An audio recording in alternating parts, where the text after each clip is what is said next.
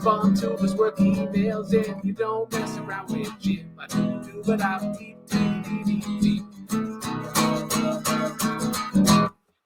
Of course, the moment I'm supposed to hop in, something pops up on my screen and just whites everything out. I had a heart attack in that moment. Oh, man. How's it going, Andrew? It's going all right. How are you? Were you ever not the Dive?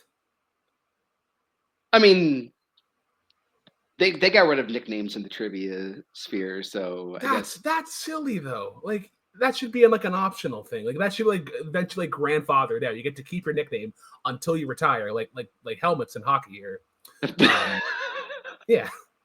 That was a thing. Didn't know that was the rules. Oh yeah, no.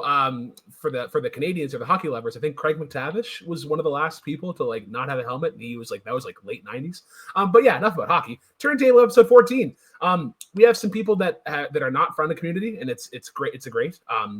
I've wanted these people on here for a while.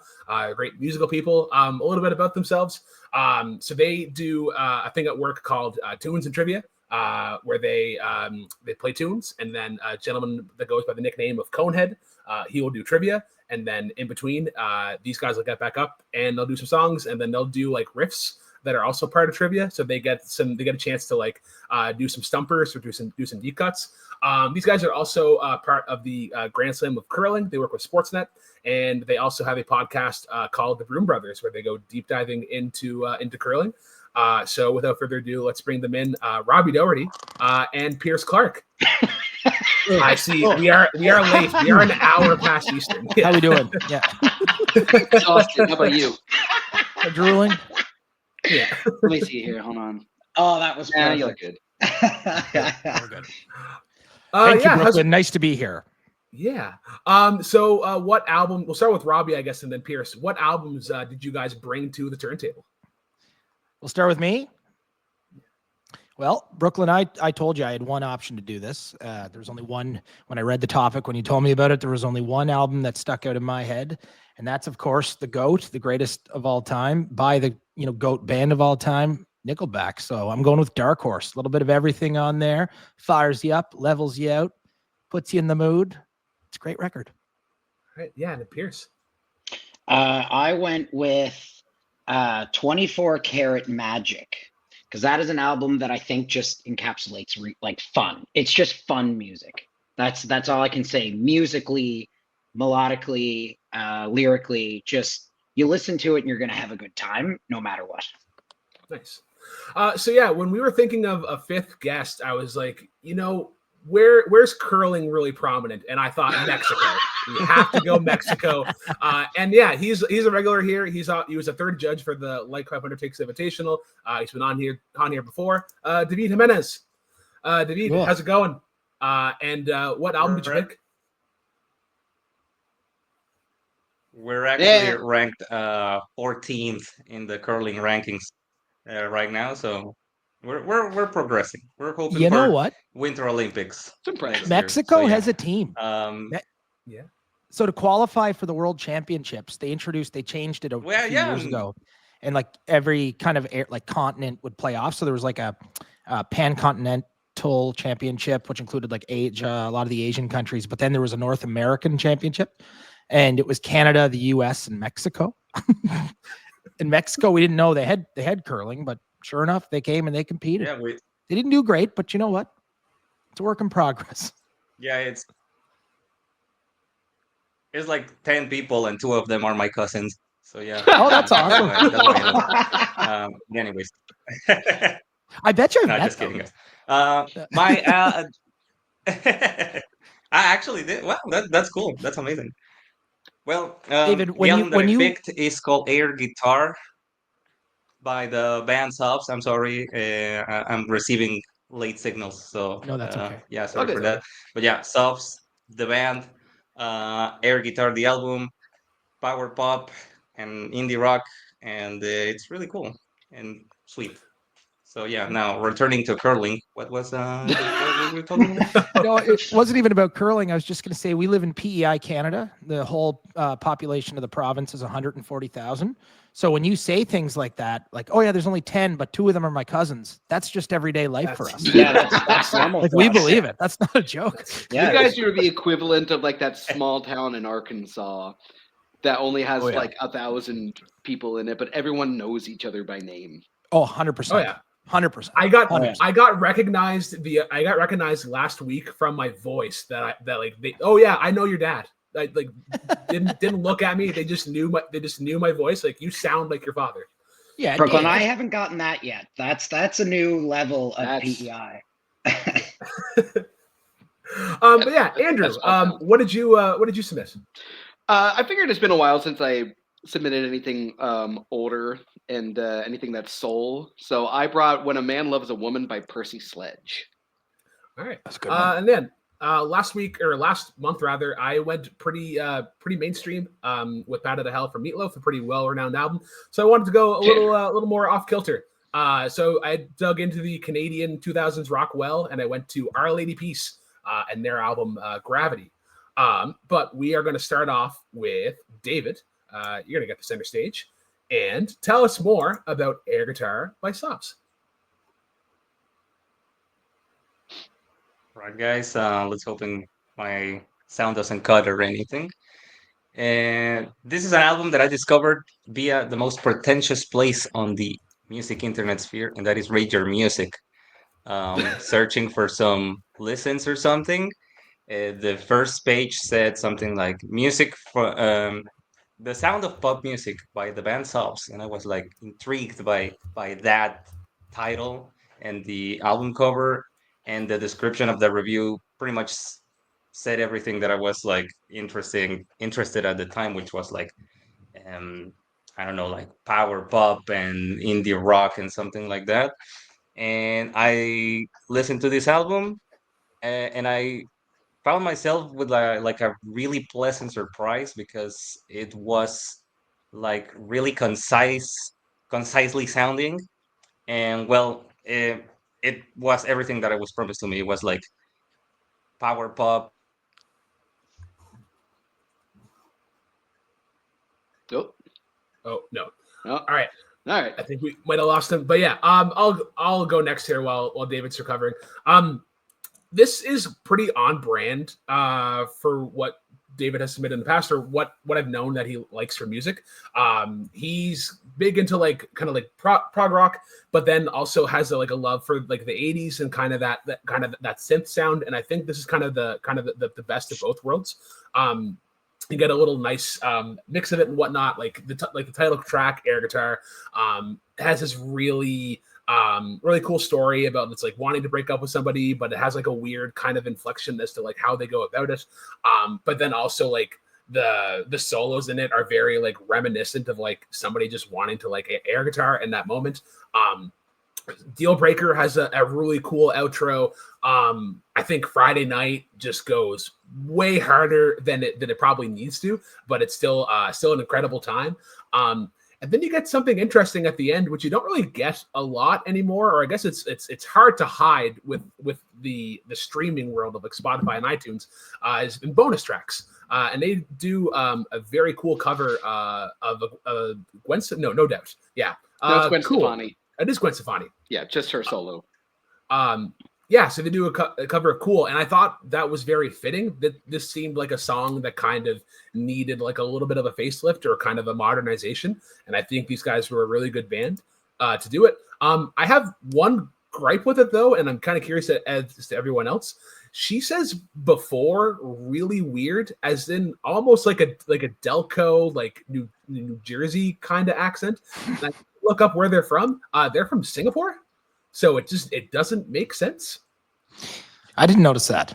Hold on. No. As the resident Delco person here, I did not catch that, but I'm going to have to re-listen for that now. Yeah, go listen back to it again and listen to how she pronounces the word "before." It's odd. Look, before you say anything, are you sure they're not from like Mount Laurel or Lane Line, getting a Wawa hoagie?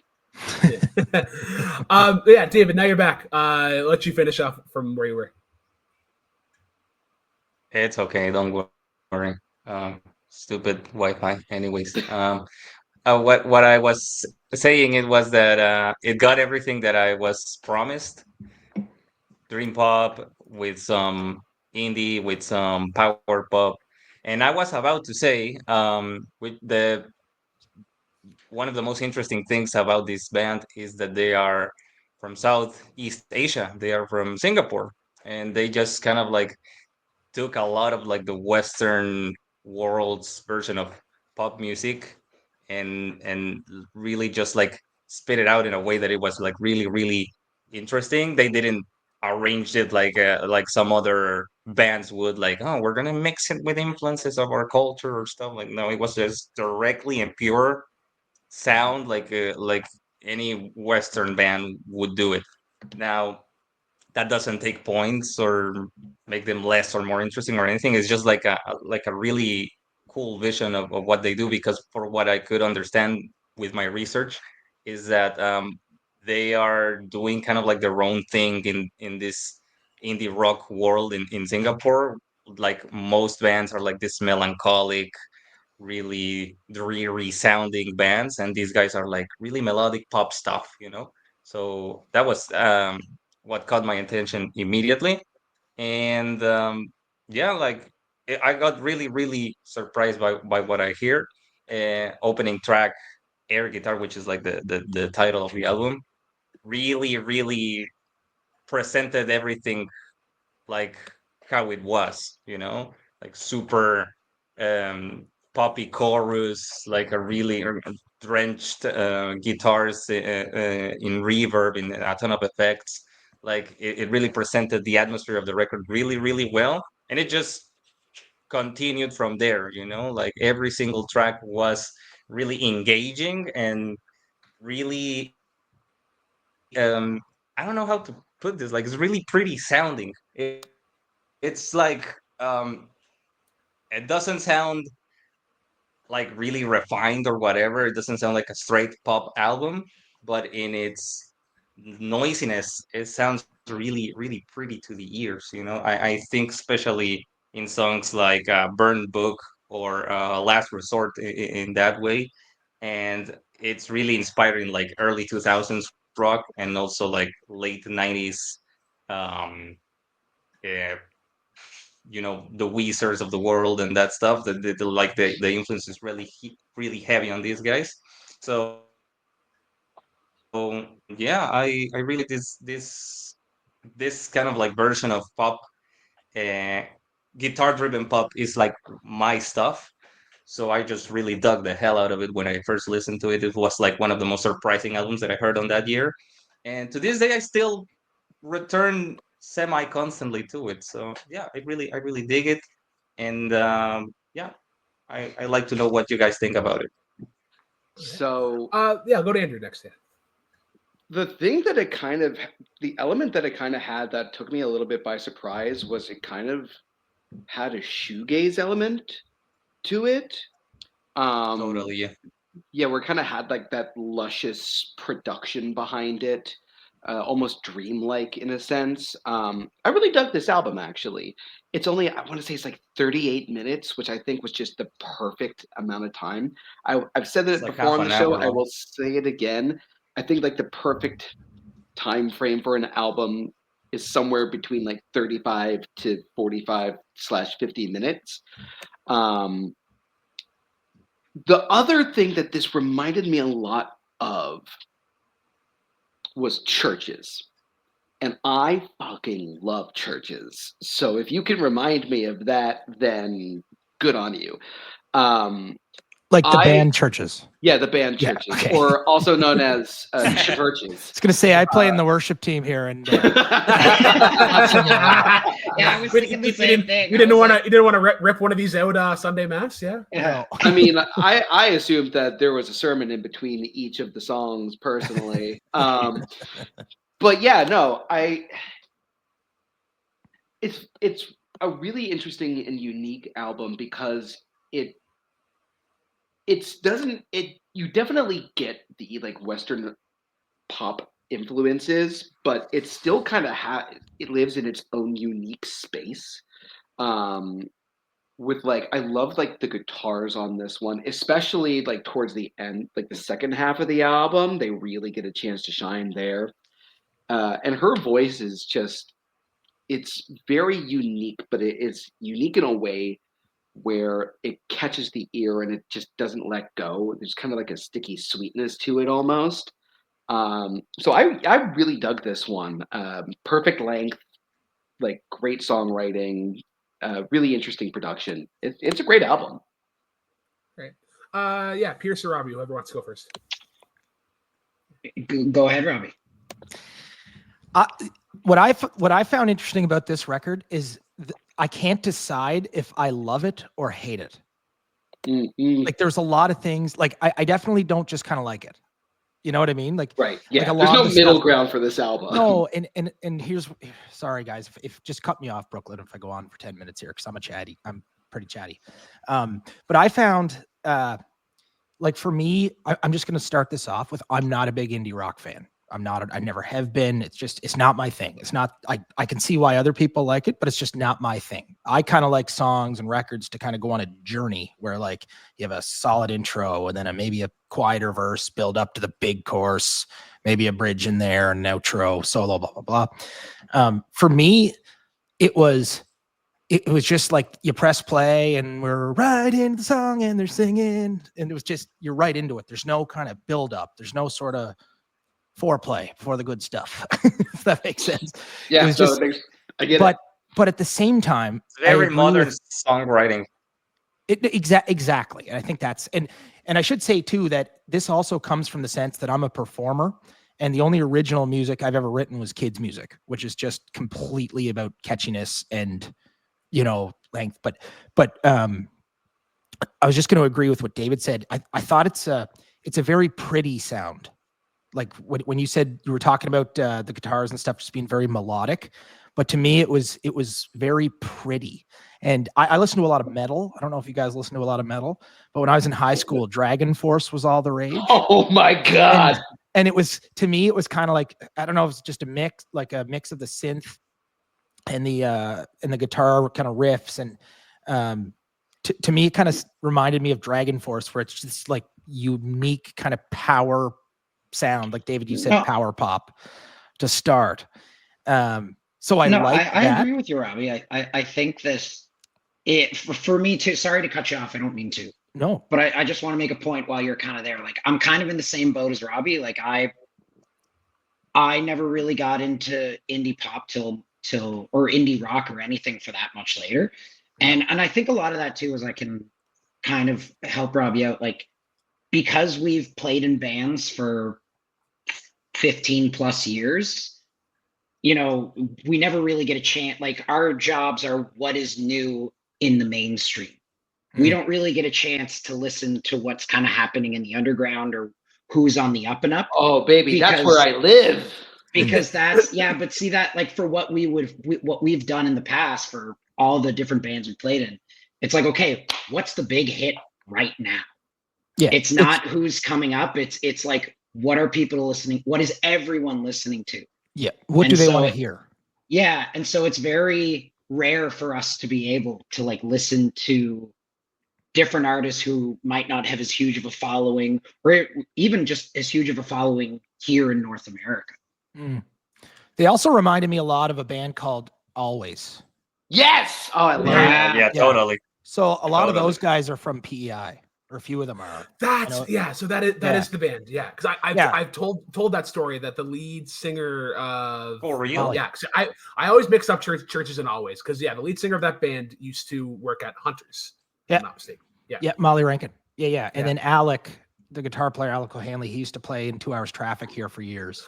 Oh man, and then that's a band we need on here. 2 Hours Traffic is Andrew. I think you'd like them. Okay. Yeah, they're cool. They'd be 20 years old now, but the music still holds up. Gosh, 25 years old. God, I'm getting old. Oh yeah, they were big when I was in don't say that. I feel old. But then I was gonna say what Andrew said too. I really liked the length of it. Like 38 minutes in 2025 is a great length for a record. Yeah. Spoiler alert. I think all of the albums that we submitted today are all under an hour.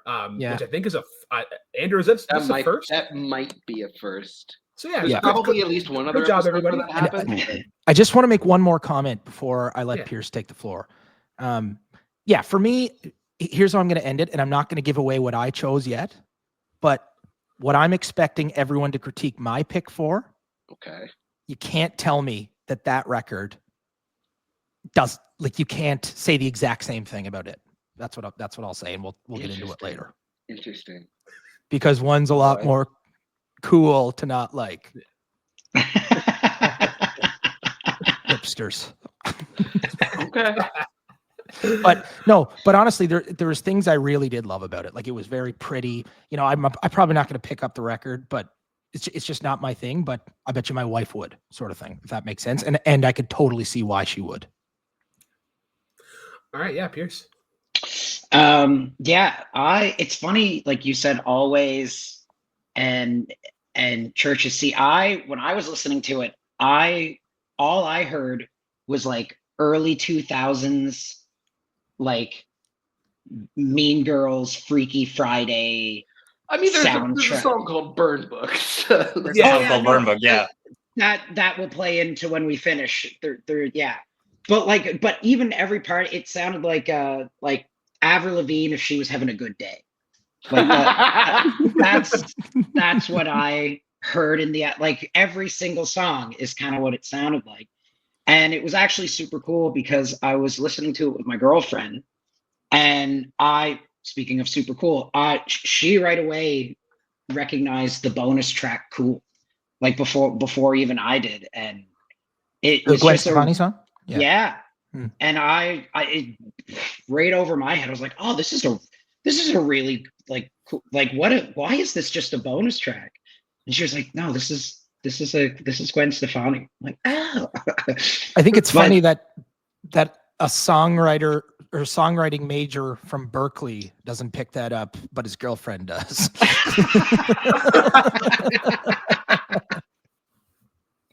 Yeah.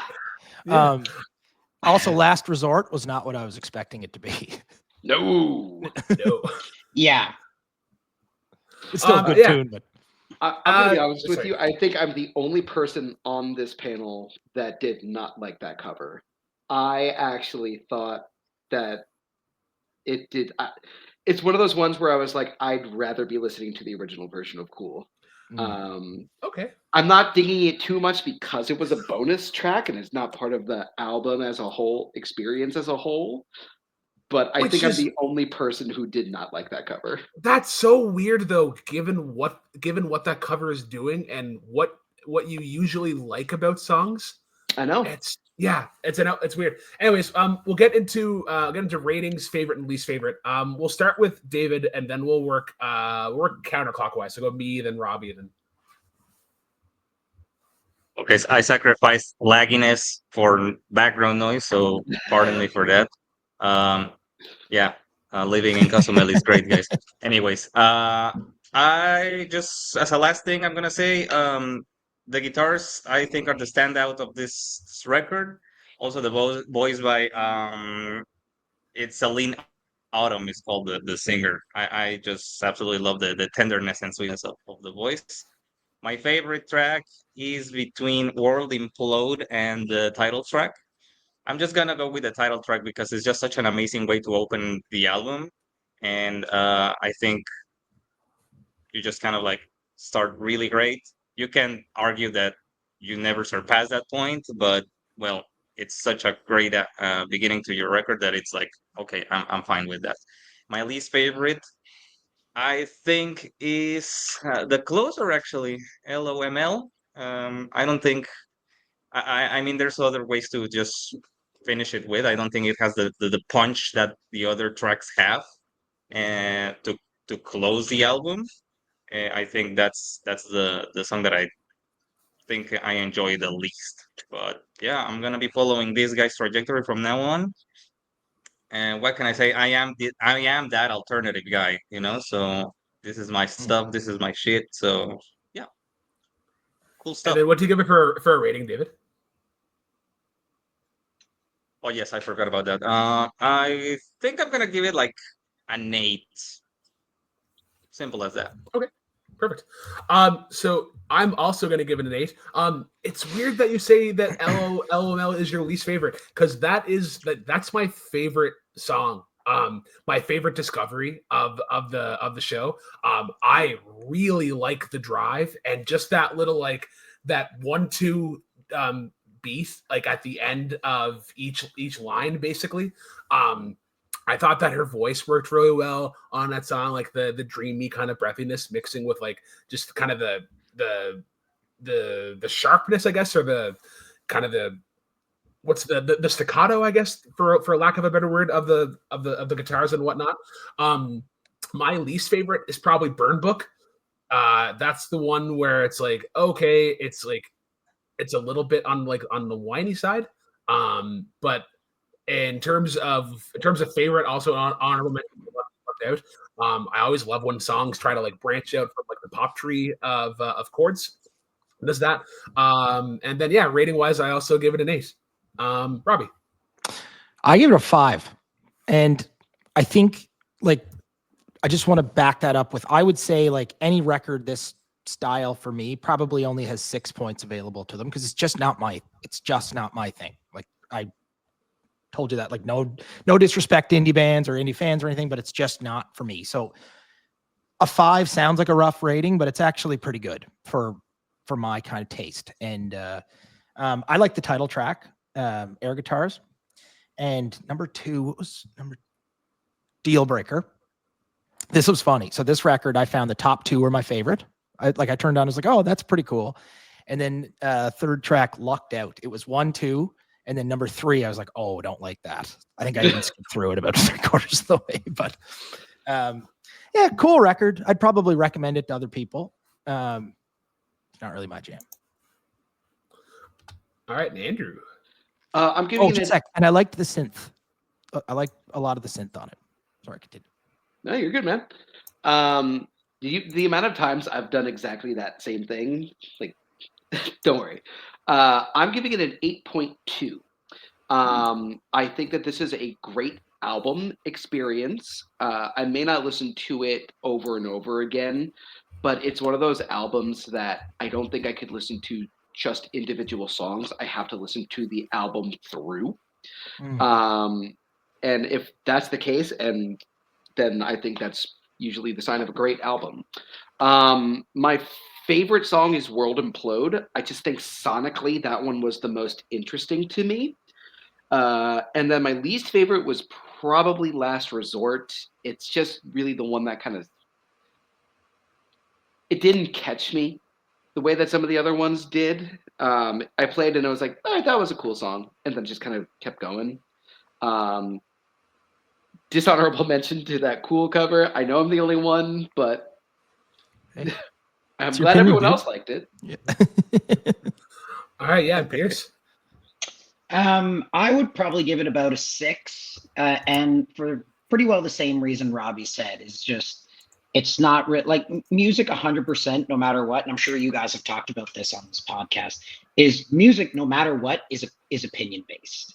No, whether it's a singer, a guitar player, a style, a lyric, it's all opinion based.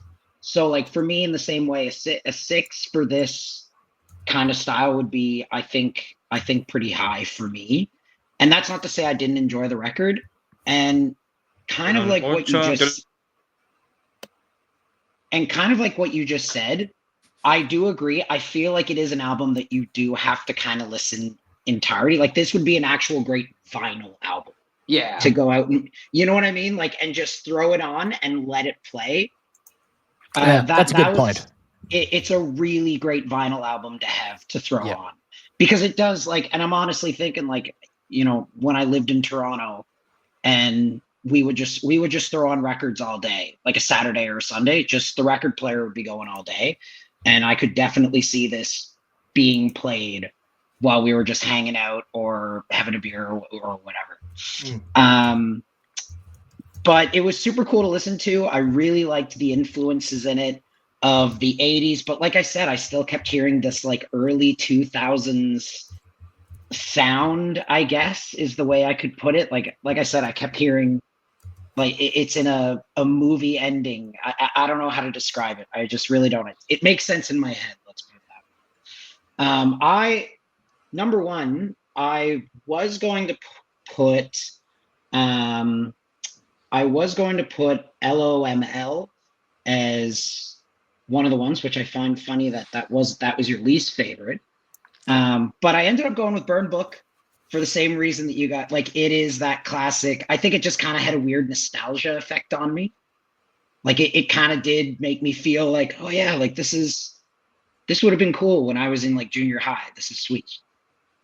And my least favorite, I would say, the one that didn't really capture me as well as I thought Friday Night. And I think a lot of that for me, just I personally felt it a little too chaotic at times. Like I felt like if they just kind of took this and this out, it would flow a lot better for me, and maybe put it back in here and there. But I just kind of felt, for me personally, listening to it, there was a bit too much going on.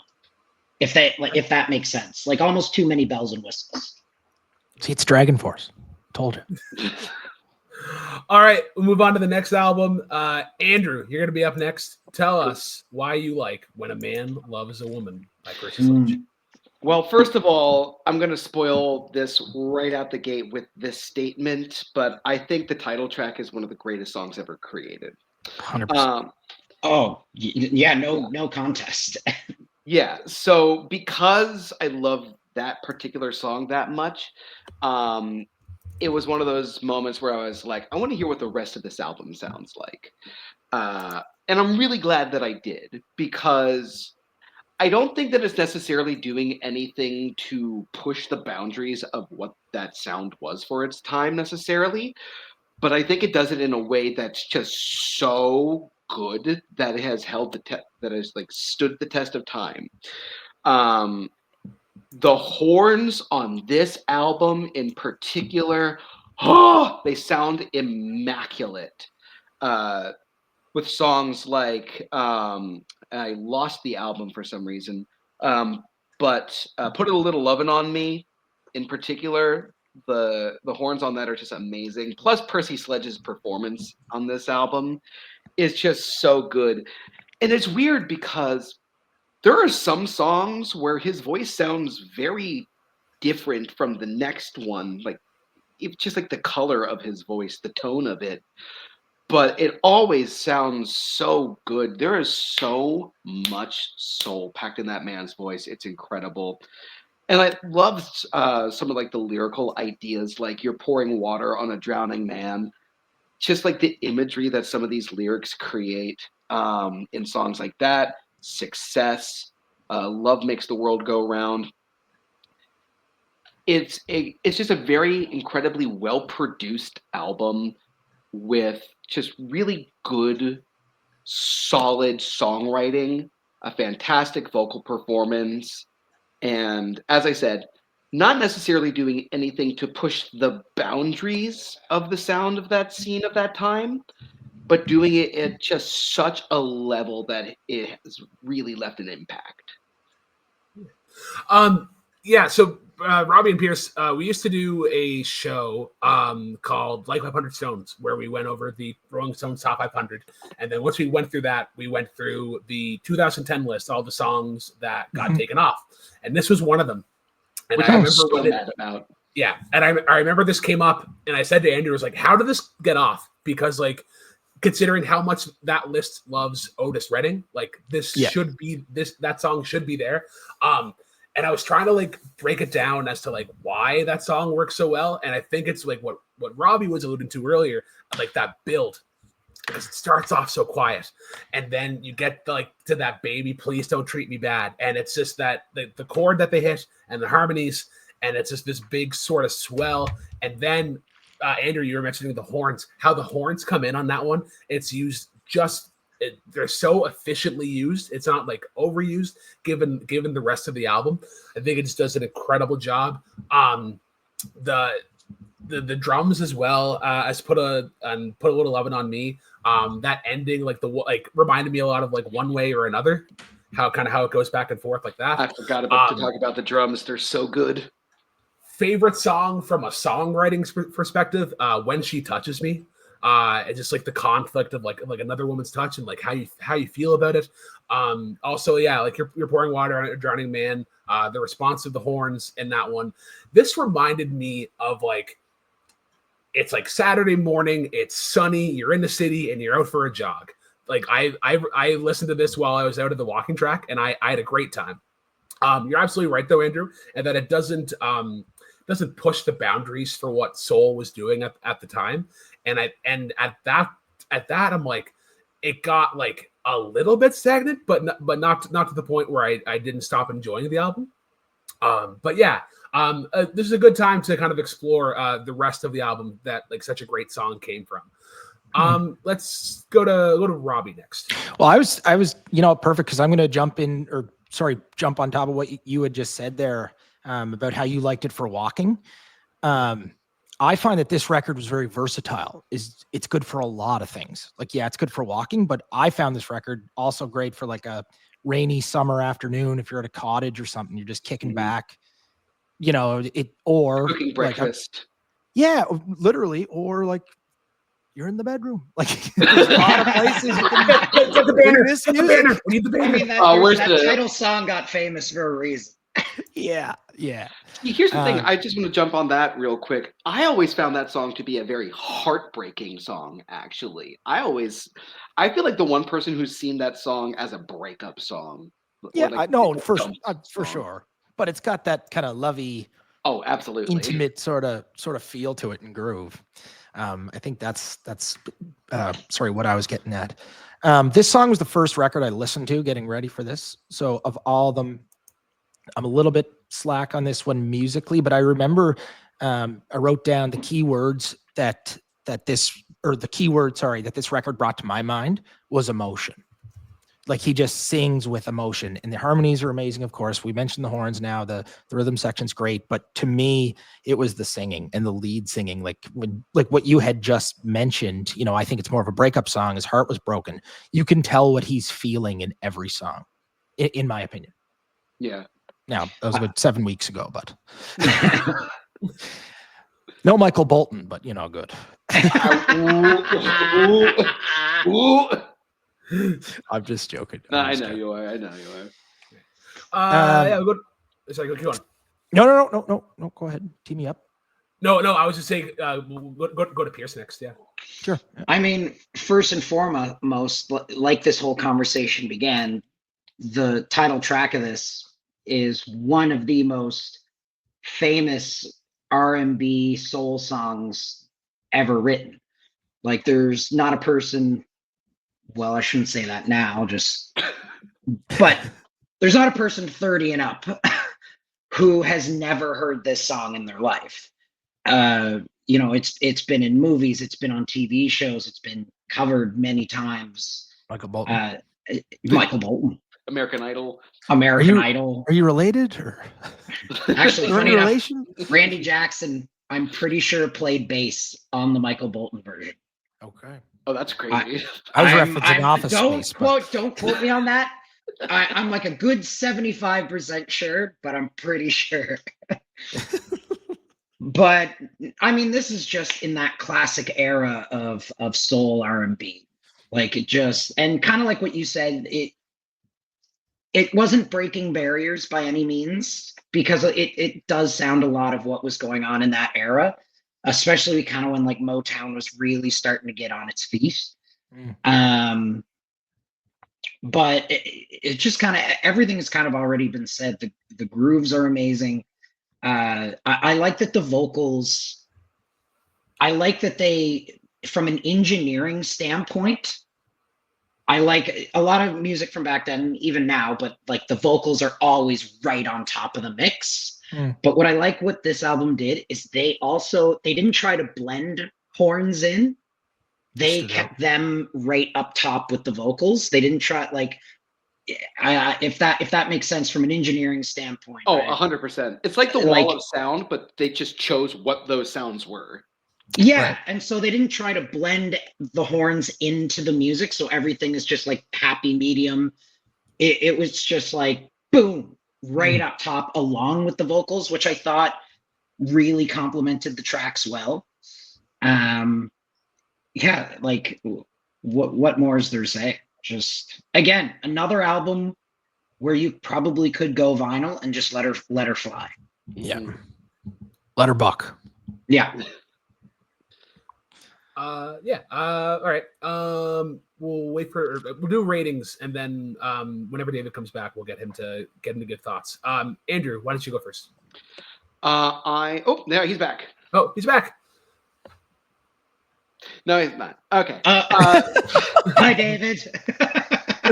So I am going to give this an 8.8.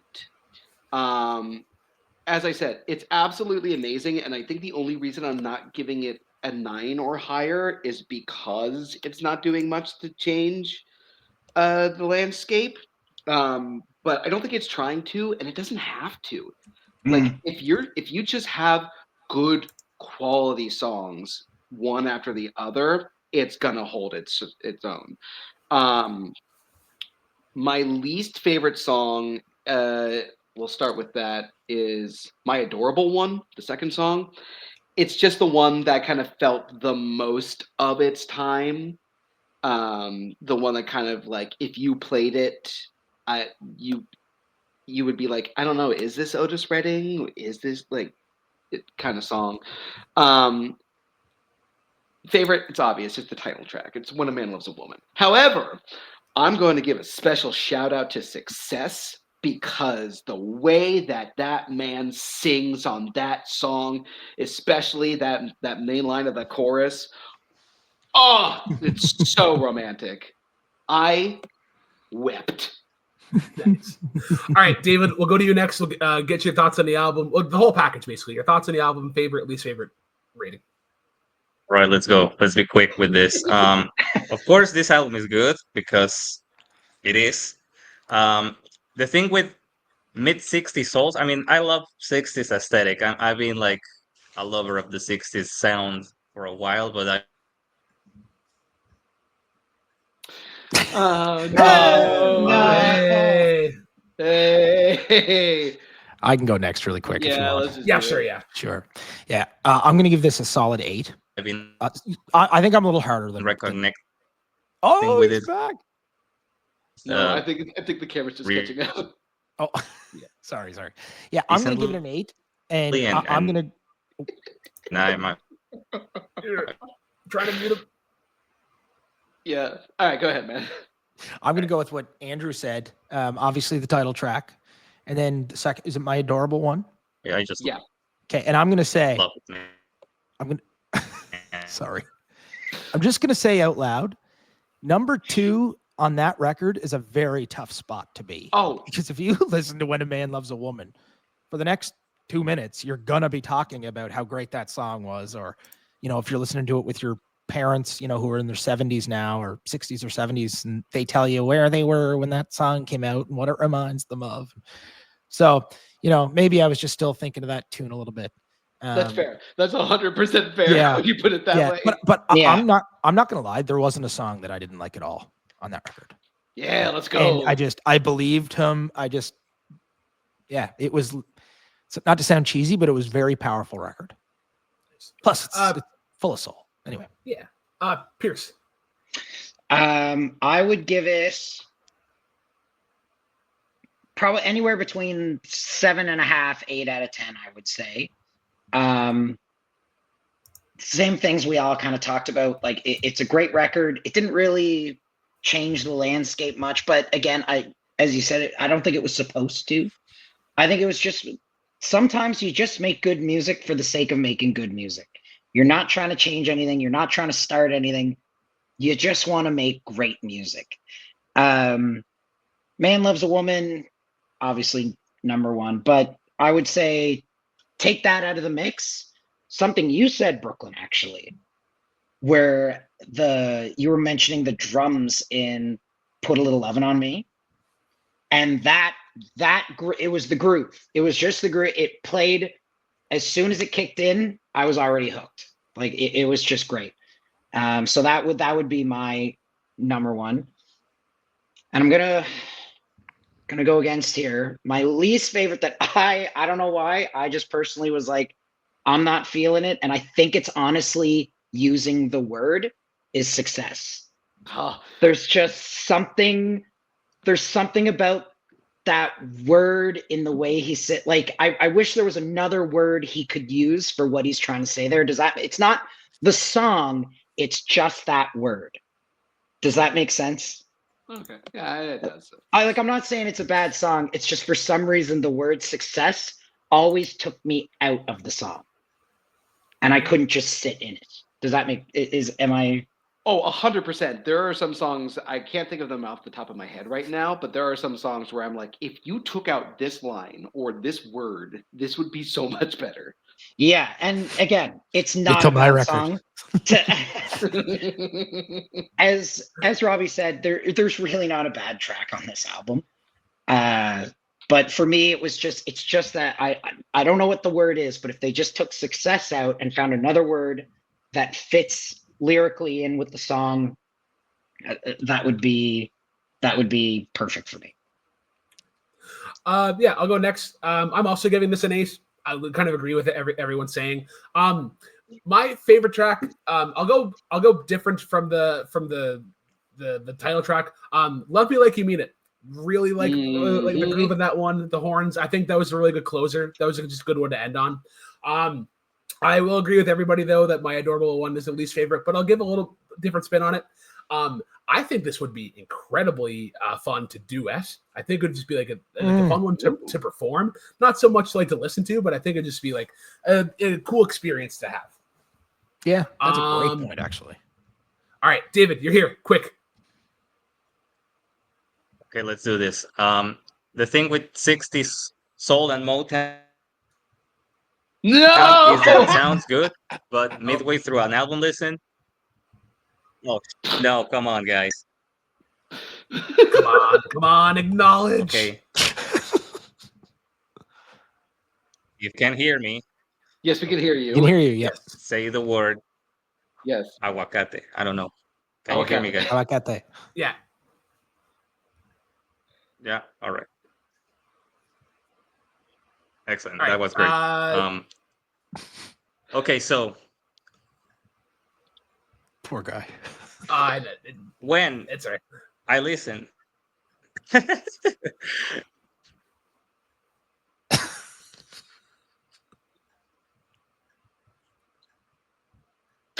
Okay. Unfortunately, yeah. we're gonna have to. David, if you can hear us, just type your rating in the chat, and then I'll add it, and then I'll get the score up afterwards. But yeah, I will move on to my album next, which is he gives it a 7. Okay. 7 is fair. Yeah, I'll get the score up here in a little bit. So yeah, we'll go to my album next, which is Our Lady Peace. So there was like 3 bands that I was considering for this slot as a way to kind of highlight some Canadian acts. It was either these guys, Sam Roberts, or City and Color. All kind of had the same thing. Like they were like really big for a while, and then just kind of faded away. I think that Our Lady Peace is really determined on whether or not you like Rain Maeda as a vocalist. I could definitely have there's like a love-hate kind of relationship with that. These guys are still touring. I had friends, they saw them in Moncton a couple months ago. I think they were touring with Collective Soul and a third band that I cannot remember. But yeah, Gravity is their 5th studio album. I picked this album because of the singles. I really liked them, and then I kind of went off of there. The first listen through, I did not like this record. I thought it was a bit of a misfire on my end. I thought I could have picked a better one. But then I listened to it again, and it went up. It got a lot better. I thought there was a really good stretch from like Made of Steel to Sell My Soul. I think there's a really cool story there. It's like about a person like doing some sort of terrible act, and then like telling his friend like why that happened, and then Not Enough is kind of like the like how the person feels like hearing that information, and then Sell My Soul is kind of like another kind of continuation of it. The singles off of this album were Somewhere Out There and Innocent. Why do I not have notes for Innocent? That's so weird. Oh no, the Innocent is there is an Innocent right there. I'm gonna have some but notes yeah, for Innocent, so absolutely. But no, like as soon as Somewhere Out There came on, I was taken back to like the bus rides at school, and especially when you get to the line, like watch the rhythms glow, watch it fade away. If you've never heard these guys before and you kind of want a comparison, they remind me a lot of like Smashing Pumpkins, and kind of that like there's a lot of like symphony, like there's a lot of strings. They've toured with Smashing Pumpkins quite a bit, I think. That makes sense then. But yeah, like All For You, the song about like a relationship with her father and seeking of approval, mentions like Jack Kerouac, this American novelist. Andrew, I don't know if you've ever heard about him. Oh, believe you me, I'm a pretentious enough hack to have known Jack Kerouac. Yeah. And then do you like it? Like I'm a big fan of the line, don't want to bite the hand that feeds it. Like if you can fit that in there. But then yeah. Like A Story About a Girl is a great kind of like bookend for a closer. Like that was the one that kind of like they went back like to the sound that really kind of that got them famous.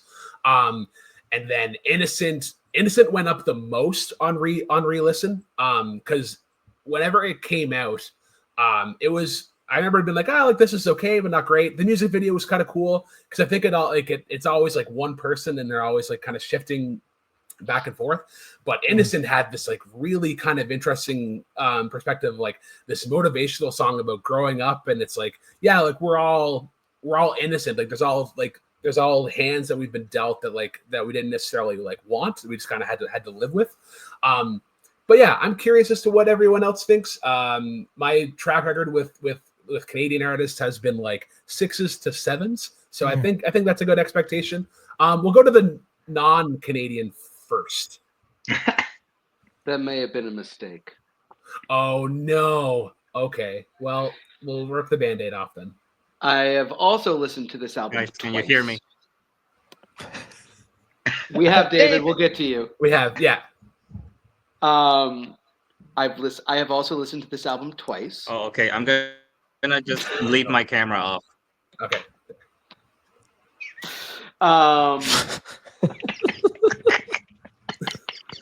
Poor David. And it got better on re-listen. I'm so sorry, Brooklyn. This is the worst of the albums of today. Andrew, the problem is that you weren't a teenager when this song came out and was big in the States. So we have a lot of like anxiety tied to this kind of music because that's all we were feeling when it came out. That's fine. I get it. I never really had that phase. Of course, I was like a slightly angsty teenager, but I never had that kind of phase. So maybe that's why it didn't speak to me. But like, the mix in this album is shit. Like, it is produced terribly. Like, why is the snare in Bringing Back the Sun? Why does it sound like that? That is some of the worst snare I've ever heard on an album. Everything is fighting in the mix. Like, it never becomes a cohesive sound except for maybe 2 songs on this album. The funny thing is, I'm going to piss people off with this. I know this one, but here we go. Switchfoot would release The Beautiful Letdown the next year and do this sound way better. Because I remember listening to this album going, this sounds like Switchfoot, but just not good Switchfoot. And even then, Switchfoot's kind of just like a 6 out of 10 band for me. And I'm so sorry, but has anyone here ever seen American Beauty? Yes. Yes, I have. The lyrics on this album sound like they're written by Wes Bentley's character, the like eyebrows guy.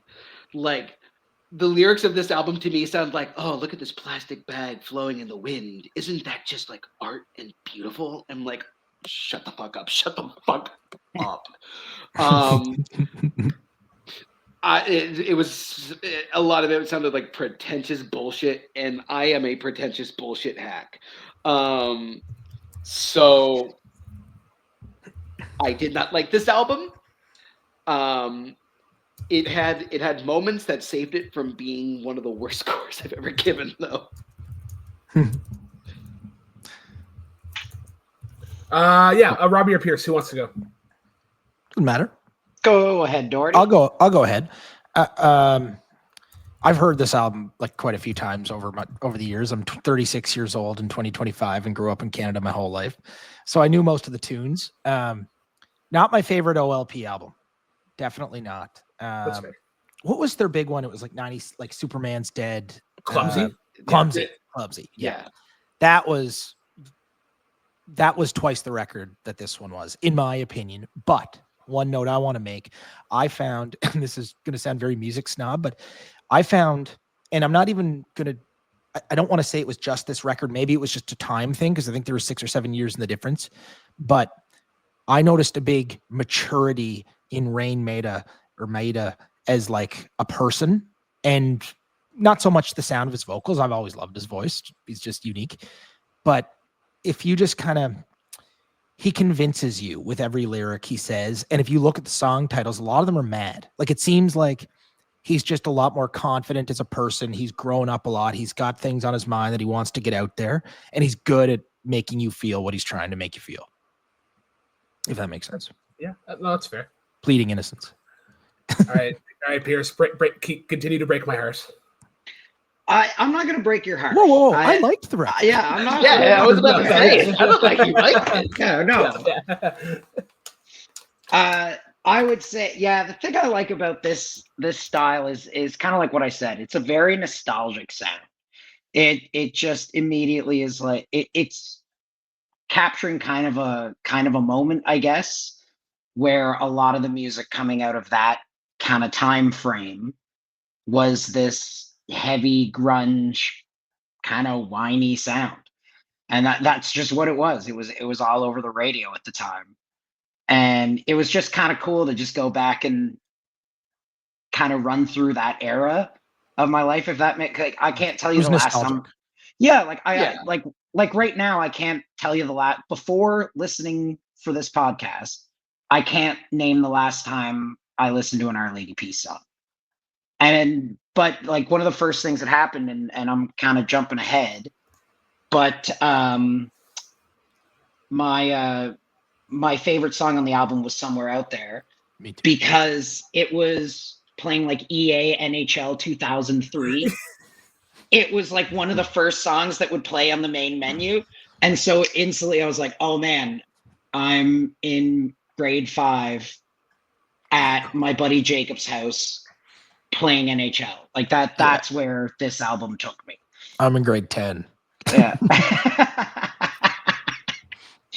But you know what I mean? That's why it was cool to kind of listen to this album, is to just kind of go back to that moment in time, I guess. Like it's very funny. And it's not like that style of music was the only style that was going on at the time. Like NSYNC was big at the time, and like, you know, there was a time, there's always different styles of music, but for some reason that era for kind of grungy, the kind of, I don't like using the word whiny, but it kind of was that grungy, whiny punk pop bands that like they just seem to explode in that kind of like, you know, late 90s into the mid 2000s era. It's sort of like the transitional point from post grunge kind of into the emo sound almost. Yeah, I could see that. One point I want to make too is Canadian bands in general, I find the way they write songs and the sound that naturally comes out of just their records, I find they're the best at writing songs that make the crowd like in a live setting, or even if you're listening to it in the car, scream out a line, like repeat a line, I can call and repeat. 100% see that. You know what I mean? Like, you're out there. You just want to go somewhere out there. And like, the hip. Yeah, hip I was like, just gonna mention, like, Gord Yeah. Downey is definitely responsible for the not only the songwriting, but I think also the delivery that Rain gives. So yeah, for sure. And then another cool, funny story. It made listening to this made me think of it, and I just got to laugh at this because it's cool listening with someone from the States. And David, we know you can hear you're in Mexico, so two guys not from Canada listening to Our Lady Peace. I was watching a podcast, or not even a podcast, like a TV show podcast with them, kind of like we're doing, but it was hosted by Stone Cold Steve Austin. I'm a diehard pro wrestling fan, and he had Cody Rhodes on as his guest, who's the WWE champion right now. And he was just doing to end the interview, they were doing like a rapid fire. So like, favorite food, favorite place to visit, favorite this. And he came up, favorite band, and Cody Rhodes just goes, Our Lady Peace. And Stone Cold stops. He goes, whoa. I don't know if you know his voice. Who the hell's Our Lady Peace? and then Cody did this like big like explanation about Our Lady Peace. And they actually wrote a lot of theme songs for WWE. I'm not surprised. No, so that's why. But I think that adds to the nostalgia, because I was like, still am to this day. I'm more of a wrestling fan than I am music, which is ironic or kind of unusual. But it brings me back to a lot more than just kind of driving in the car. Anyway, Our Lady Peace rules. All right, David, we're gonna try one more time. What did you think of this album?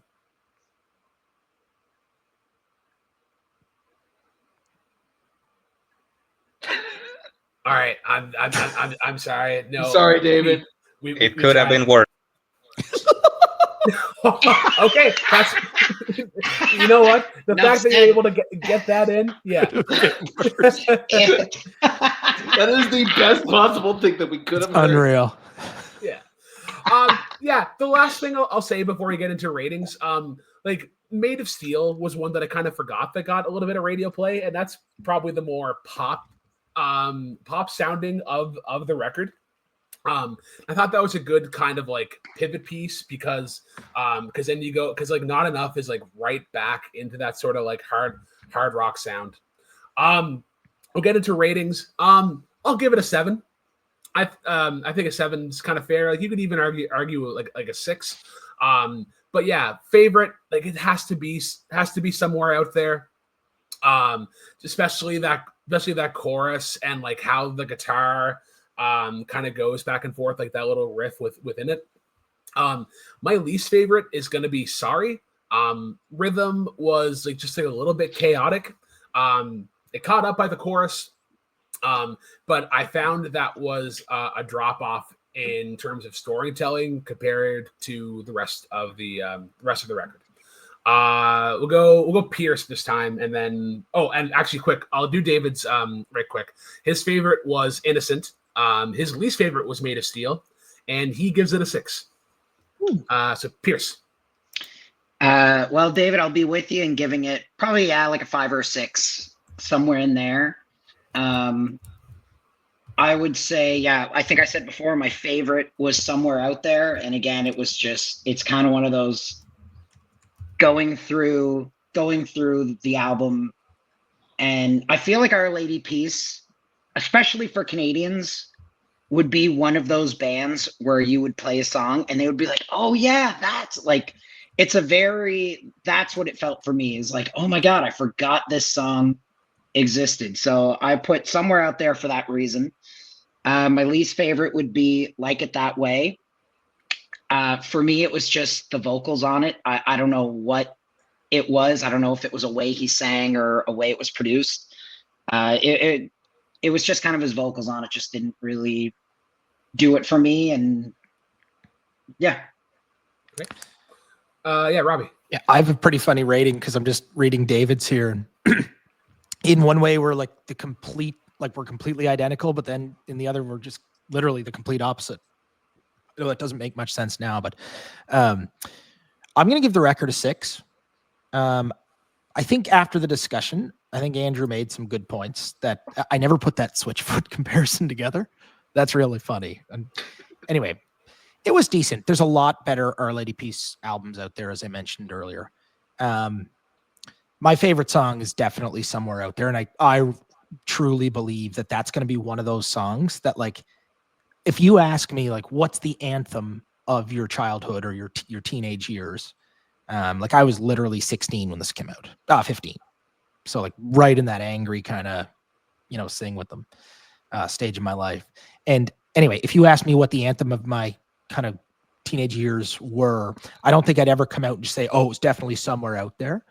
But I guarantee you, if I'm 60 years old and I'm driving down the street or just on the highway and that song came on, I would be belting it at the top of my voice. It's the hook that gets me. And again, like I said earlier about Rain, he makes you believe what he's saying, and you can tell what he's trying to get out there. My least favorite, Made of Steel. I have a tie for least favorite, Made of Steel. To me, that was sort of, okay, guys, we got to write a single. We got to write a single. And it kind of different vibe than the rest of the album, in my opinion. But then my other least favorite, Innocent. Wow. Okay. And I like, to me, it was a little too wide. Like that song, and I'm not just talking now, I mean, since it came out, I've always just found it a little bit too whiny and almost annoying. Like by the end, at the start of the song, you're like, you know what? You've got a point, man. Great. By the end of it, you're just like, shut up. Like, we get it. Like maybe it's just a repetition thing. It does repeat a lot. And then the whine at the end, like the letting go. Like to me, it was just that always kind of drove me nuts. But I do like the hook in that song. But yeah, not my favorite OLP song. Probably one of my tied for my least favorite on the record. 6. All right, Andrew. Are we above 5 or below 5? I'll get to that last. Okay. I'm actually in lockstep with Robbie when it comes to worst songs. Because I also picked Made of Steel, and Innocent was like right there, because that sing along child chorus sound to the chorus of this song was so grating. And it's one of those, like, if you want to make an anthem where, it's kind of supposed to have this self-empowering feel, do it. I encourage that. But just know that you're running a risk of sounding real cheesy when you do, and that's what happened here.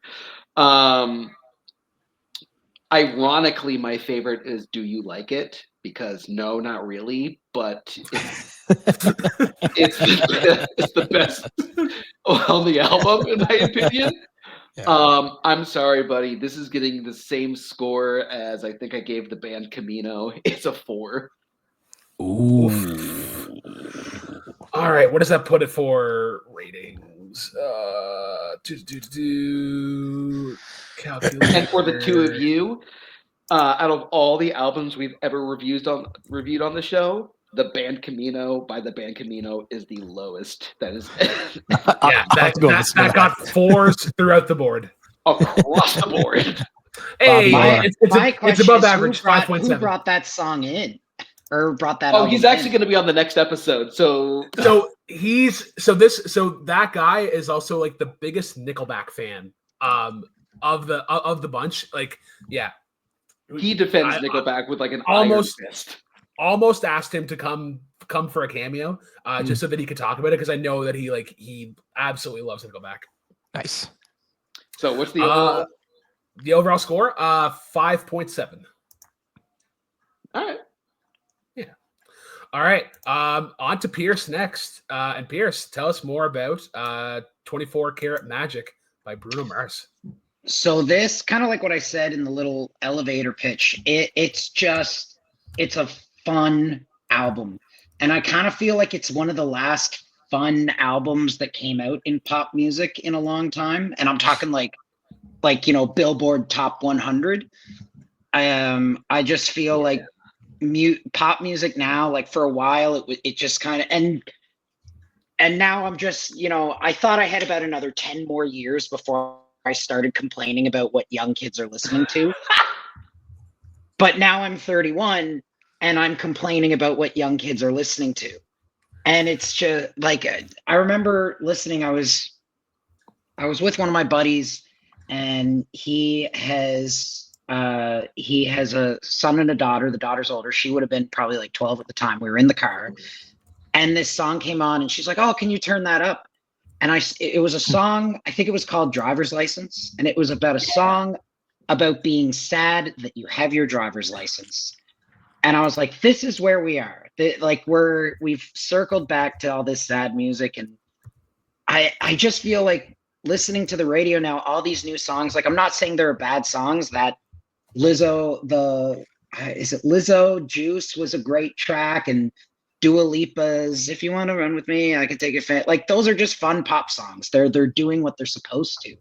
But I feel like there's so far few and in between of those now, of just hearing fun music on the radio that you want to dance to, that you could hear at a bar or a club. And this was, I feel, for me personally, this album was the last time that an entire album was just all fun pop music. And it's like you could dance to them, they were ballads that you could sing along to. And musicality in it, like just you can't get bored because each song sounds different. Every song has a different rhythm, has a different groove, has a different singing style, has different instrument. Like for me personally, I was just like, when it came out, I've been a Bruno Mars fan since he kind of came on the scene. And one of the reasons is because on his albums, it's almost like no two songs sound alike. And maybe that works for my probably undiagnosed ADD. But it's great for me because I never get bored with it. And another reason is I saw him live, and it was probably top 2 best shows I've ever seen in my life. Like it was a production. It was a production. You were entertained, couldn't look away from the stage for a second. I've heard his show is incredible. It may as well be a Broadway show. Like you could tell it's very orchestrated. Like it's not, like when you go see bands, like, yeah, there are certain parts that they probably do every night. Every band does that. But this is like, after this song, they did this, and after this song, they do this, and they do this dance for this part. But that's kind of a part of the show. And that's why you're just so entertained. You're just like, whoa, this is crazy. But they probably rehearsed it 100 times and then did it 100 times live. So that's why it works, is you can't think of it like a concert. It's a production. It's a show. Yeah. We'll go to Robbie first on this one. I love the record. I find Bruno Mars, like he's one of those guys, artists that I found when he first came out. I liked him. I was like, man, this guy's a pretty good singer, kind of like a Justin Timberlake or someone. But then as he gets, bigger and bigger, and you see more footage of him, like this was when social media is not what it is now. When he was getting big, like there wasn't reels everywhere you looked. And, but I think if I found the more I saw him, like, videos of his live performances, you really appreciated how good of a musician he really is. Like, sure, he's a showman. He can dance, he can move, he can fire up a crowd, but he can also play and sing. He is, extremely good. I loved all the vocal tracks. There's a couple unnecessary parts in some of the record. Like I still think the title track, that very first opening, like that really kind of auto-tuned tonight, like I'm just like, get to the song. But no, really enjoyed it. Never listened to this one straight through. It was fun. I think you nailed it. I said Bruno Mars, or in general, but this record, because I haven't sat down and listened to every Bruno Records album, it's like a good chowder or a good stew. There's just like a bunch of random shit in it. It's all kind of going nuts, like It's like a good moving jambalaya. around. But then you jambalaya, but then you scoop it up, and it's just tastes awesome. It's sick. Andrew, we'll go to you next. Sure. I really enjoyed this album. I'm not quite sold on it being great, personally. I think that Bruno sometimes falls into the trap of trying to recreate a sound to the point where I just want to like hear people from that time period originally. Usually he pulls it off very well, but every once in a while it's like I could just be listening to Boys to Men in this moment. Michael Jackson or something. Yeah, exactly. The Funkadelic. However, you're right. This album is just absolutely fun. This is kind of what I expect. Like the vibe it gives to me is Las Vegas, like that really slick vibe to it, but the kind where you're kind of like bedazzled by the entertainment factor of it all. And I really dig that. Because that showmanship, I'm a musical theater actor. So that kind of speaks to the Broadway nerd in me. And he's just a hell of a performer. Like you can tell that he's literally like you can feel the neck, like the veins popping out of his neck on some of the lines that he sings. Yeah, no, it's just the one thing I will say that really confused me a little bit was the choice of having 3 like slow jams in a row. Where I was that like Versace on the floor and then like the 2 after that. I'm blanking on them right now. Straight Up and Down and Calling All My Lovelies. Yeah. It was such a weird placement in the album too, where it was like banger, banger, banger, banger, banger, banger. Then just like a come down in energy. I was like, if you just rearrange this a little bit, like it wouldn't be as big of a problem. Split them up. If I could cut you off and kind of tag on to kind of what you're saying, because I do agree with you. Like for an album like that, there is really no flow, so to speak. But my argument to that is I truly do think pop music, we lost the idea of albums in 2012. You know what I mean? Like albums are a thing now. Like there's probably people who love Bruno Mars and know Bruno Mars have probably never listened to Too Good to Say Goodbye and probably wouldn't. You know what I mean? Like if it's not being played on the radio or in movies or TikTok or on TikTok or being played on Saturday Night Live or whatever, they wouldn't know. But I think that's just the world we live in now is albums. It's all singles. Yeah. So of course, the songs, very select artists like. No, you're right. Yeah. But I think I'm more talking about like the top 50 Billboard kind of. Yeah. I think the only person who can kind of get away with that now is probably Kendrick Lamar. The only other person, I disagree. The only other person who could is Taylor Swift. Her too. Her fans will listen to that album start to finish if she tells them to. And not only that, but like break it down and like just on a Taylor Swift tangent to the point where like the fifth track on every Taylor Swift album is kind of like a special one. Where it's like, all right, well, like how does this fit to like the rest of the album? I'll get into Deivid's notes right quick. I kind of resented this album for winning Best Album at the Grammys over Kendrick's Damn. If we've learned if we don't piss anybody off, we don't piss off Kendrick because he comes for the throat. But listening to it is my favorite of the bunch we selected. A lot of groove, and Bruno is just dripping with swag, and all the songs in here. Bass lines are dirty and dense. The production is fantastic. Bruno is really a showman. I'm still getting used to his style of singing, but dude has talent, no doubt. Still damn better though. I'm not sure if I can agree with that. I haven't listened to Damn start to finish, but I would say that between the 2 albums, Damn is probably the most I can't think of the word, ambitious. And I do think it's like I give it like the slight edge, but I don't think that it's that much of an edge, to be honest. Damn is arguably my least favorite Kendrick album, to be honest.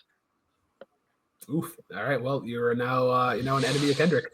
Can't wait for that track. Yeah. So I get what you guys are saying with the arrangement. I didn't notice it a ton. I found this album in general just to kind of be like a love letter to all the genres that Bruno liked, and then like you guys already mentioned it, like Boys to Men, like that 90s R&B, and he's just trying to create that. This is also the last album that he put out before Silk Sonic.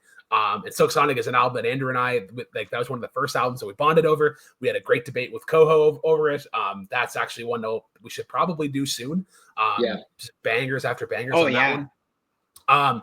But yeah, like 24 Karat Magic kind of gets you right out of the gate. I think that like that little auto-tune part is, I get what Robbie's saying, where it's like, all right, get to the song, but like in terms of the album, it's kind of like a little prelude into the rest of it. He is a really fun time. I think it's a very fitting name to the song, given like the bass line and the production in that one in general. Perm reminds me a lot of like kind of like James Brown, and just kind of like the swagger and the delivery that he has in it and whatnot. There's one thing that I would say, and it shocked me, and I think it's just because I'm used to hearing the version that got played on the radio. Finesse feels weird without Cardi B. You need Cardi B, and I love the groove in that. It's the drum track from In Living Color, if I'm not mistaken, or is it just like a standard like 90s drum track? It's probably like, I think it's a drum track that's been sampled. Like Poison had a very similar drum beat. It could be even like, and I think they sampled it from somewhere. Mm-hmm. But it's a very I think it's just a very classic drum beat that we probably don't know where it came from. It's just probably been sampled so many times. Yeah.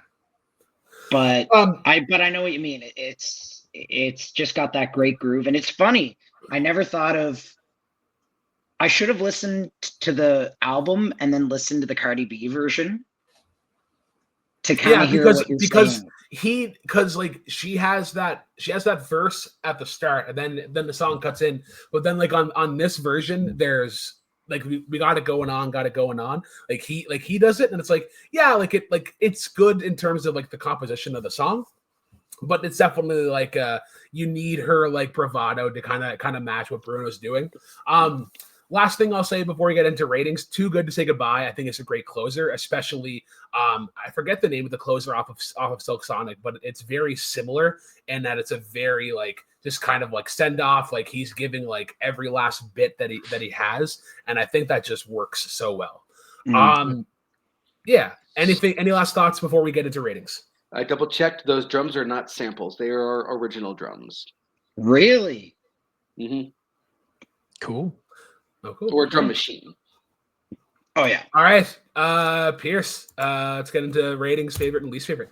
I mean, this is one of my favorite albums, so I'm kind of being biased, but I would give it like an 8.59 out of 10 for me personally. So which one? I do in that moment, like, so every time that somebody's done that on the show, I've always just given the middle. So when you say 8.5 to 9, it's 8.75. Yeah, deal. I do an 8.75, I think, for sure. My favorite track, I think it has to just be the title, 24 Karat. I just love, I love that intro. I know what you mean, kind of, Robbie. Like if you're in a party setting, or like if we're DJing somewhere, you kind of just skip that part because you just lose the crowd. I think that's when you're listening to it as a record, it is just that style, the sound, the harmonies that he's using in the synth vocals sound amazing. It's just kind of that nice little sprinkle on top, I guess is the way to put it. So I'd say that. And then honestly, Perm was my least favorite. And I'm not saying I don't like it, but out of all the tracks, I feel like Perm wasn't my, it would be my least. Okay. I'll do David's rating right quick first, and then we'll go to Andrew. So he gave it an 8.5. And his favorite was That's What I Like, which oddly I don't think we talked about a ton, but that was just also a great fucking song. Yeah. And then least favorite, Straight Up and Down. I think that was one of the slower songs we were alluded to. Andrew. One thing that I forgot to point out, and this is just so fucking crazy, when we were talking about this album and Damn actually samples 24 Karat Magic, which is because they take the opening of that song, reverse it, and like kind of chop it up a little bit to make Loyalty, which is fucking crazy. Because Really? yeah. So I am giving this a 7.75. It is a really good pop album. As I said, I don't think it quite hits great for me, but it's like just at the cutting edge of that. And 24 Karat Magic, I think, is one of the best pop songs of the 2010s, hands down. Like maybe top 10 Billboard Hot 100 song. And then, yeah, I agree. Straight Up and Down. Just like weird placement on the track. Maybe want to listen to that era a little bit more than listening to the song itself. Right. Robbie. 8.5 for me. I really enjoyed the record. Bruno Mars is just a vocal powerhouse. That record could have been 22 songs, and I would have just left it on until it was done. Speaking of that, though, it was a nice length. Didn't take you all day to hear the whole record. Top two, and I know this is cliche, but 24 Karat Magic, the title track, and Finesse were my two faves. I'd probably go title track over Finesse. And what song was it where the energy drops? Versace on the Floor? Yeah, that's the moment. That's the first slow ballad. That was my least favorite, and I think it was because, like what I just said, is that it was just like I was having so much fun, kind of bopping, and then we just kind of, I was like, but he's such a good, like, still great songs. Yeah, it's kind of the worst of the best, if that makes sense. I'm gonna be the high man on the poll. I'm giving this a 9. I thought it was a great album. It's kind of a staple, especially for like 2010s pop. The B-sides on this are really good. I want Chunky to be my favorite, but then I would be lying to myself and saying that that's what I like. It's not just an absolute banger. Especially that moment, and especially when he's playing live, he grabs the towel. It's like, I'll never make a promise that I can't keep. I hope that you smile, you go never leave me. And just like the delivery that he has in that, how he's able to kind of change and mix up with the tempos is really good. My least favorite, and I wouldn't even say it's a bad song, but I'm going to allude to an episode that we did a while ago. So, Andrew, remember when we had Great Big Sea on? And you'd be like, oh, this is a great song. And then Great Big Sea would be like, remember how fun we are? Mm-hmm.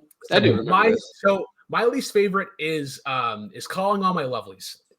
Because you get Versace on the Floor, Straight Up and Down is like is an okay song. And then you get to Calling All My Lovelies. And I feel like that's Bruno saying, like, remember how sultry I am? Remember how swank I can be? Yeah, we just had 2 songs with that, Bruno. It's like we have that. That's Versace on the Floor. So yeah, that's the only thing. It just made me want to go listen to Versace on the Floor. So 24 Karat Magic gets an 8.5. You know, solid. Yeah. In terms of this season, it's like top 5. I haven't put in the ratings from last episode, but yeah, sits right underneath Paradise by the Dashboard Light and right above Mission Bell by Amos Lee. Yeah. All right, Robbie, take us home. Why did you pick Dark Horse by Nickelback? It's one of the greatest records of all time.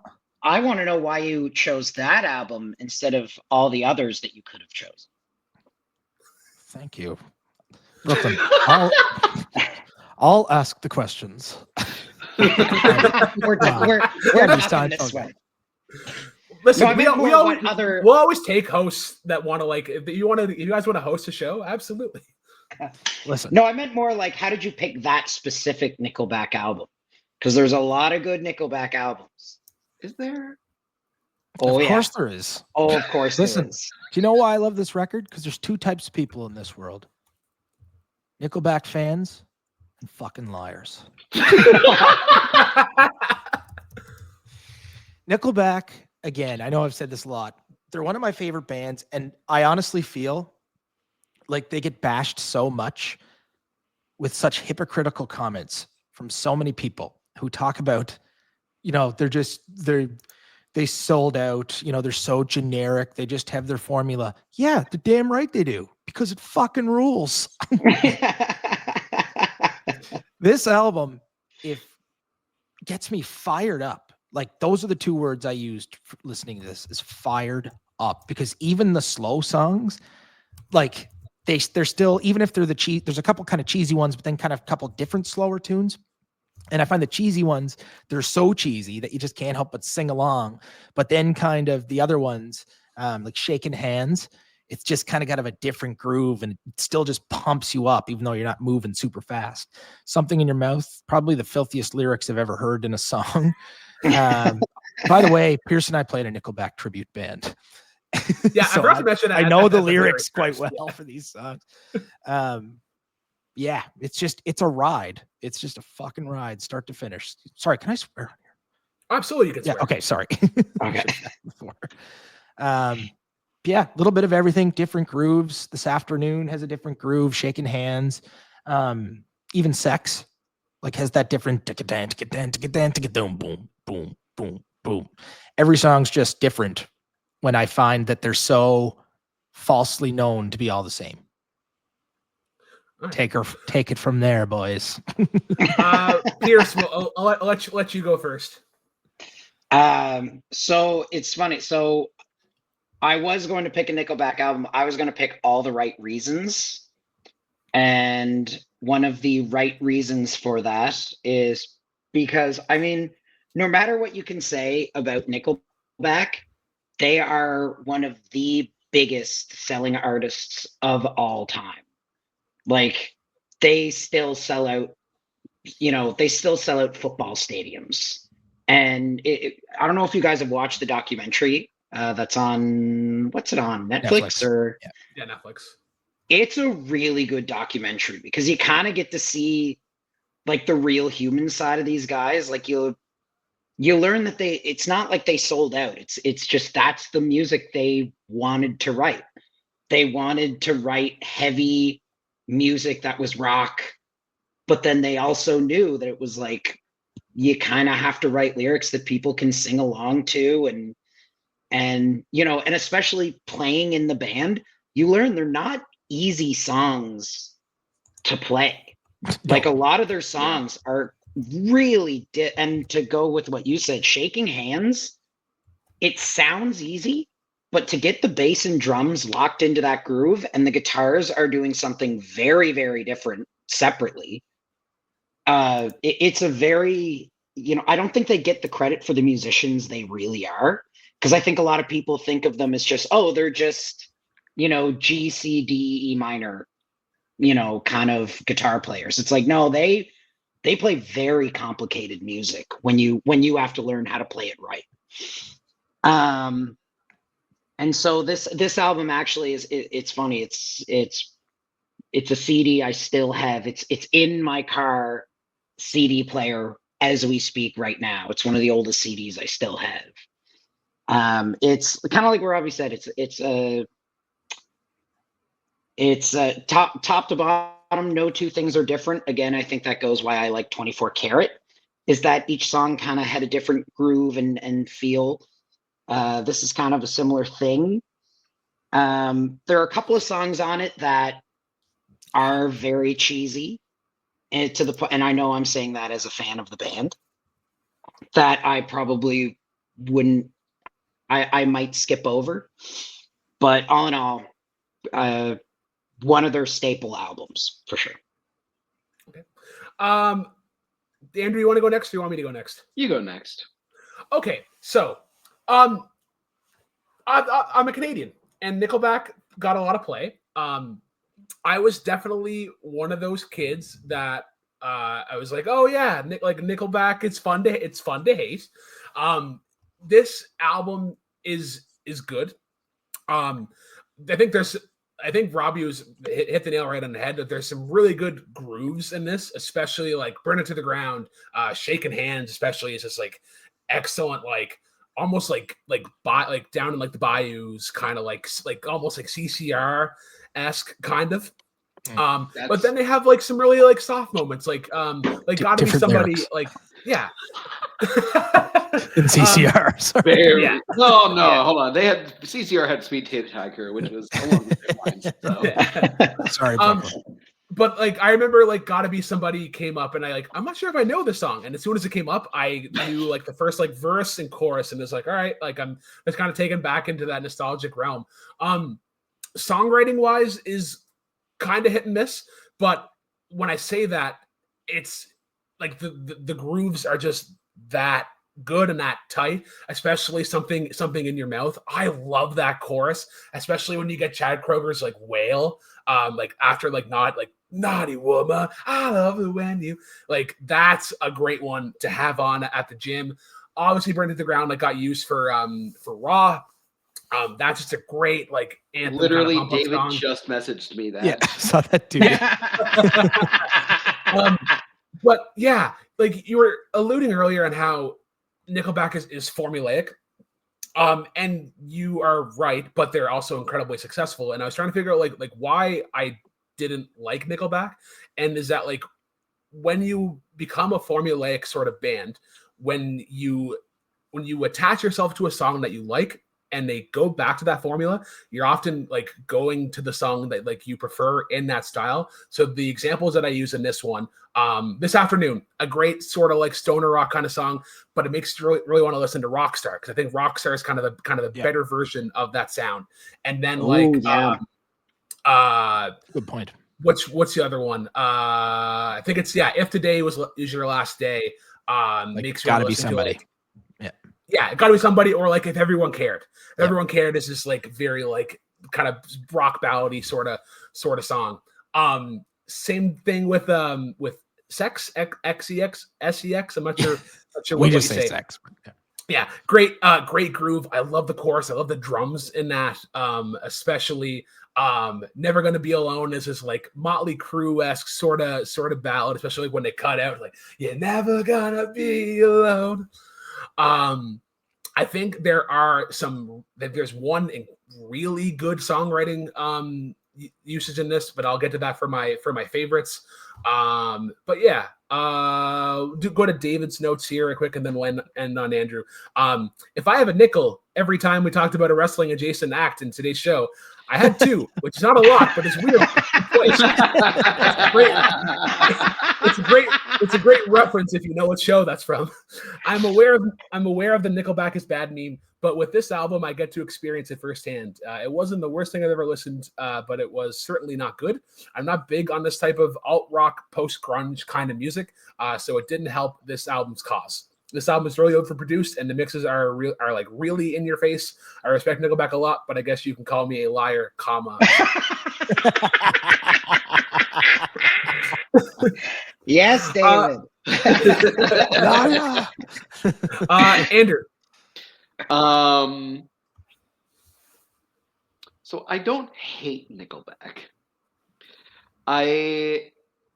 I've been told by some Nickelback fans that, oh, well, like all the radio stuff, like that's their worst stuff. Their best stuff is like the deep cuts on the album. And I disagree with that statement. And you know what? I 100% disagree with that statement. Because, like, first of all, let's welcome back Mutt Lang to the producer's chair. We've talked about Mutt Lang before when we talked about Come On Over by Shania Twain. Great record.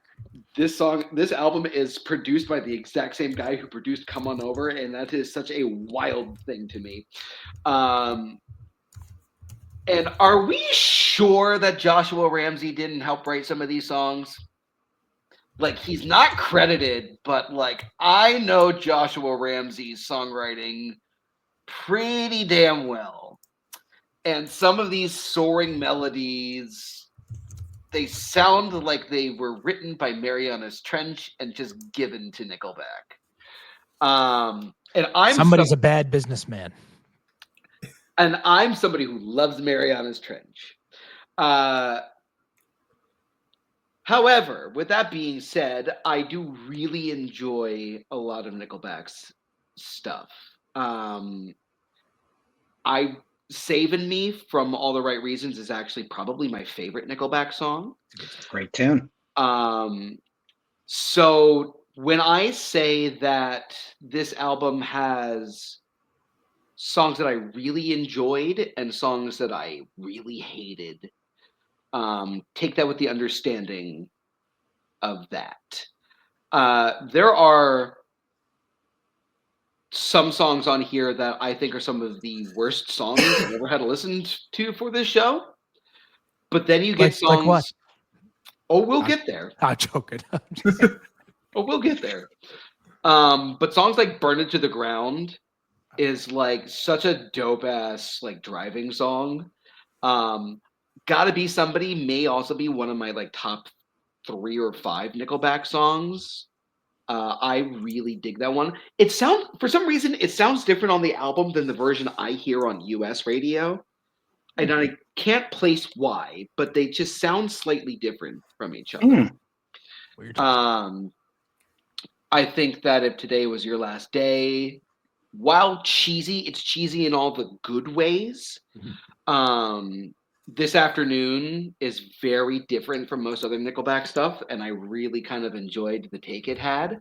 And then we have songs. Nickelback's got to stop singing songs about sex. Yeah. They are not good at writing songs about sex. They sound like the creepy guy in a trench coat in a corner whenever they do. The kind of you don't know where his hand is, and it could be literally anywhere. Because like I did not care for SEX. Shaking Hands I thought was not great. And then Something in Your Mouth. It's like that one. I get what you're saying, but it is cheesy. There was a wise man in video games by the name of Professor Oak, and whenever you tried to use a bike indoors, he would say there is a time and place for everything, and that's what I kind of do this with Nickelback. There's a time and place for this. It's not all the time, but when it's appropriate, it can be a good time. Yeah, sure. And the production is kind of just all over the place on this. The singles sound great. Some of the deep cuts, like as much as I actually thought Just to Get High was good, I thought it was productionally like a little messy. So it's an album that's just kind of all over the place for me. It doesn't quite become cohesive. If that makes any sense. Okay. All right. Let's. Any last thoughts before we get into ratings? No. I have David's ratings and favorite, least favorite. Okay, we'll do Robbie first, then, and then we'll do David, Andrew, then Cool. I just love Nickelback. I love this record. There's a little bit of everything on it. You can rock out. You can feel romantic. You can want to drop the gloves and fight, or that's fair. There's just a little bit of everything. There's something, or not even that. There's something for everyone, I guess, is what I was going to say. And I really enjoy all the songs on this record. I think Nickelback truly is one of the most underappreciated bands musically. Like the rhythm section is rock solid. And like what Pierce said about, tough music and weird tunings and stuff. We played our first gig as the tribute band. Just tribute band. We had 13 guitars on stage for 24 songs. The tunings are just awesome. All over the place. Anyway, with that said, I'm giving it a 9 just because I love Nickelback. They're probably my favorite band. Favorite song, I'm just thinking of this now. I'm going to say Shaking Hands is my favorite. Quick. And I'd Come to You, or Come for You is my least favorite. And for the reason for both, Shaking Hands just has such a wild groove. And when I hear it, it gets my ear. I don't know why. I think it's not fast. It's not slow. It's mysterious. And that just gets me. I'd Come for You is just, the lyrics are just, even for Nickelback, far too cheesy. And I'm just like, we'll pretend that one's not on there. But I'm giving the record a 9. Okay. So David gave it a 4.5. Ooh. Harsh. My favorite song is "Burn It to the Ground," just because it was SmackDown's intro music when I was a kid. Least favorite was SEX. So for me, I originally had a completely different score written down. I had it at like a 5.1, more leaning on the good side than necessarily the bad side. I actually bumped it up to a 5.8. Because, as I said, there are moments on here that are really, really good. It's just kind of bogged down by songs like, Something in Your Sex. Mouth. Something in Your Mouth is my least favorite. It's one of my least favorite songs I've had to listen to for the show. I'm sorry. But it is corny and it is cheesy, but as I said, there's something about it that just feels genuine, so it connects. If Today Was Your Last Day is actually my favorite song from the album. Yeah. All right. I am giving this a 6. I think we kind of alluded to it. The production on this is great for like a hard rock album. I think it sounds really good. One thing I didn't mention in the general discussion, Something in Your Mouth reminds me a lot of like Rob Zombie. Especially if you ever played NHL Hitsco 3, Dragula. Sounds a lot like that, and it's just like it's a great song to kind of start it off. My favorite song though is Just to Get High. I think it is the best written Nickelback song I think I've ever heard. I just like what it's about. It's how it's dealing with a friend who's kind of going through addiction and just kind of like watching everything that person is going through just to kind of literally just to get high. So I really appreciated that, and the kind of the duality of that and the production itself I thought was a good mix. I'm gonna beat a dead horse here. SEX is also my least favorite. Production wise, great, but I think lyrically it's aged a little poorly. Yeah. And then Pierce. I would give this album, I'd say an 8 out of 10. Because it is one of my favorite Nickelback albums, but it's not my favorite. So I'd give it a solid 8 out of 10. My top favorite song would probably be, it would be a tie, I think, between Shaking Hands and Burn It to the Ground. A combination of that is those are two great songs and fun to play. But also kind of like what Robbie said, it's just, there's something about those riffs that just, you cannot listen to it and not get like fired up. Like, I feel like it's, you just kind of want to get in a car and just drive on a racetrack type thing. My least favorite song, same as you, Robbie. I was thinking between that and If Today Was Your Last Day, I'd Come For You, or If Today Was Your Last Day. But I feel like I'd Come For You probably ranks lower for me.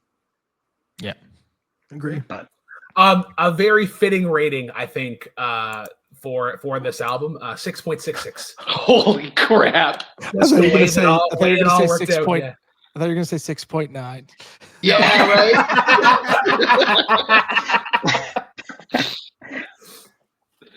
Okay. Right. Well, yeah, that's gonna wrap it up. But before I wrap it up, let's get everybody's favorite album that they did not submit. While Air Guitar was probably my favorite first listen, I have to give it to 24 Karat Magic. I think that was just a great experience to go through, and just all the little genres of 90s R&B that he tries to explore, I think was worthwhile. Robbie, what was your favorite? Definitely Gravity. Gravity? Yeah, Our Lady Peace. And I think a lot of that's nostalgia. But for me, it's Somewhere Out There. It's just such a big part of my life and just brings back so many memories. And it's such a catchy song. And I said this right off the top.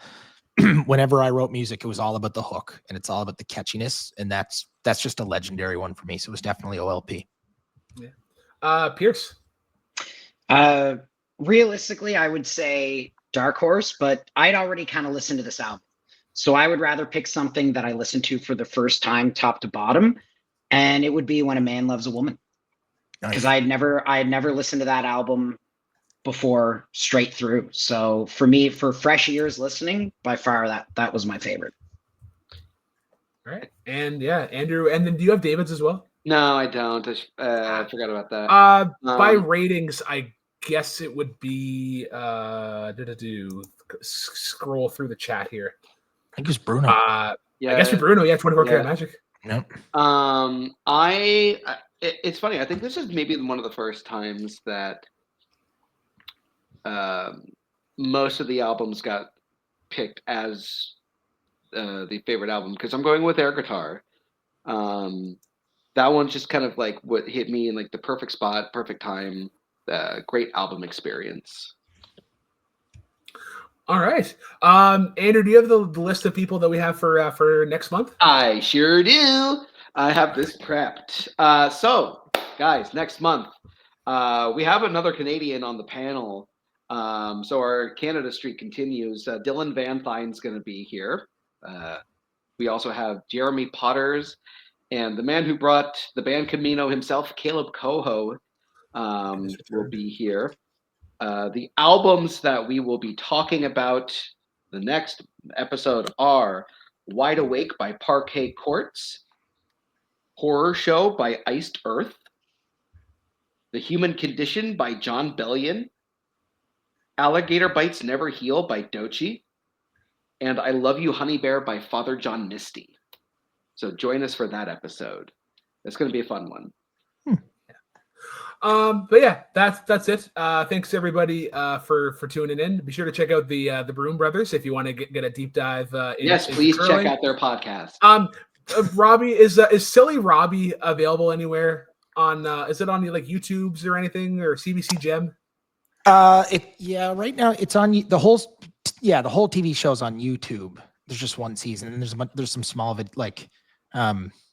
videos, like shorter ones, and then 2 records anywhere you get your music. So Apple Music, Spotify, all those places. Yeah. Okay.